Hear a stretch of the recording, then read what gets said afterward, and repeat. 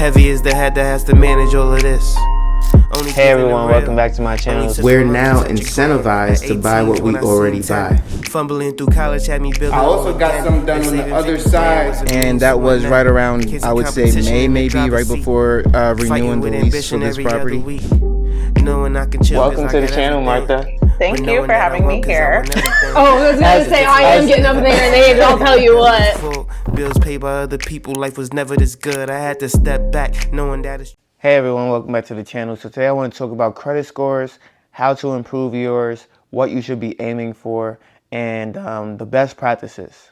So the average credit score is around 710 to about 730. These credit scores are pretty decent and will help you get a loan on cars, houses, and other variations of loans like short-term loans and other options like credit cards, so that you can go ahead and make payments online and pay that back within 30 days, 90 days, whatever the grace period may be. And then also business lines of credit and things like that. They'll still look at your personal credit the first time around, but then you can go ahead and open up a business account. Now, do you need a 800 credit score in order to do these things? Not necessarily. When I was working at Chase Bank, the highest credit score that we accepted at the time was 780. And that was for the refinance department. So anything over 780 was still 780, and that would be the best rate that you would get. Now, those of you who are like 620s or under, definitely need to work on your credit or you will not be able to get a loan.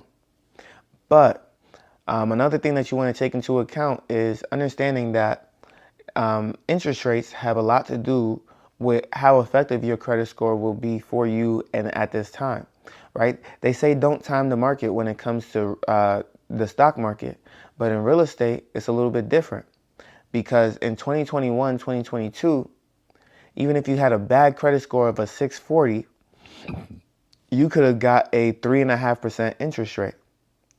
But even now, if you have an 800 credit score in 2025, you're going to pay about 6.5% interest rate.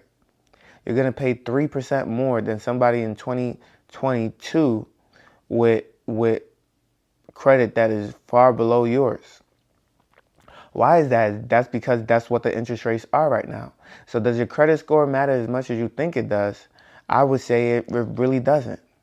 Now, if you follow Dave Ramsey's philosophy, you would understand that you actually do not need a credit score to purchase a home. If you have no credit score whatsoever, then you can use other metrics in order to have a manual underwriting done, and that way you can then afford a home for yourself. Now, not everybody is going to live debt-free and not have any credit cards whatsoever. Maybe you want a credit score. Maybe you want to show that you're a good steward of your money and that you handle debt properly, right? Credit score is just showing that, hey, I'm a good manager of debt. And so what do you need to do in order to show that you're a good manager of debt? The first things first, 30% is pay all your bills on time. Do not allow it to go into the next month unpaid and start accruing interest and think that that's fine. No, it's not. And so once you start paying your bills on time, you know what happens is you're going to start to build a good track record. You're going to start to build good history. Now, a lot of credit card companies want your average age of your accounts to be at least 8 years. 8 years is going to show that it is good and that you've had credit for a while. Now, the average person with an 800 credit score has a credit card for about an average of 11 to 12 years.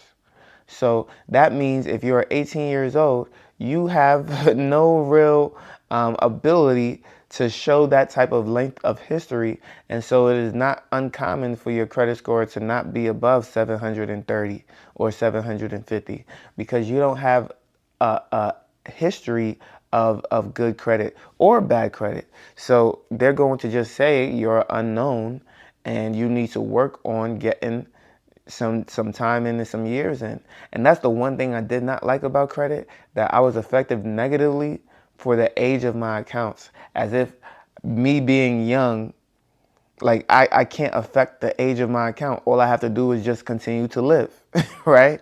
And so I didn't get an 800 credit score until last year, 2024, and I was about 27 years old. So it took me 9 years to see an 800 credit score, although I've been a good steward of money the entire time, right? And so another thing that's going to affect your credit is going to be any derogatory remarks. So any bills that you have not paid, or bills that are being disputed but are still on the account, that is also going to have an impact on your credit score. Now, some of these bills, like medical bills, I believe in certain states no longer affect your credit score. I believe California passed a law where medical bills do not affect your credit score. Please write in the comment section down below if that is true. I need to definitely double check on that, but I believe that California passed a law that does not allow medical bills to affect your credit score. Now, they still need to be paid, and if you have a medical credit card, that can affect your credit score. If the doctors give you a medical credit card and you owe money on that medical credit card, that will affect your credit score. Isn't that funny? So now there's a loophole around it to where the doctors will say, oh, just pay with this medical credit card, and then they still get their payment, but now you're being sued by the banks for not paying off the medical credit card. So that is hilarious to me. But that's how the medical business operates. They'll find ways to save themselves, and they'll pass the cost on to the banks. The banks will pass that cost on right back to you. So with that being said, another thing that you can do to start getting on the right track is to start paying off debts. Dave Ramsey's method is the snowball method, which goes smallest to largest. But you can do it however you want, biggest to smallest, whatever you want. Now, his method is simply to say, if you start with the smaller debts and you start to tackle those and you start to knock those out, it's going to be easier to pay off the other debts because you're already building momentum. You're snowballing into the next one and the next one and the next one. But whatever you feel is best for you, I say go ahead and do it. Obviously, the success rate is going to be higher, knocking out the smaller debts and then going up and up and up. But if you want to tackle the one with the highest interest rate first, because it's going to save you money in the long run, then by all means, do exactly what you want to do. As long as you stick to it, stick to the plan, stay motivated, stay consistent. And if you don't believe that you're going to stay consistent, then find somebody who's going to hold you accountable, right? Find somebody that's going to hold you accountable. And so I'll briefly share my own story on how I got to an 800 credit score. It's very, very short, quick, and simple. Basically, as soon as I turned 18, I opened up a credit card. And I only paid my phone bill with my credit card for a long period of time. I would pay for everything else in cash, from sandwiches to this and that to that and that. And then every year I would only splurge $2,000 on things that I wanted, and that was around my birthday. That would be on clothes or electronics. So I bought me an iPad, I bought me a little bit of clothes. The next year I would spend $2,000 again. The next year I would spend $2,000 again. And that was basically the only thing I would use my credit card for, and I would pay it off immediately. And so I would never let a balance overlap. I would never let a balance sit there. I would never wait to pay off my credit card. I would just pay it off and get done with it, right? If there was nothing to dispute, I would just pay it off and get it out the way.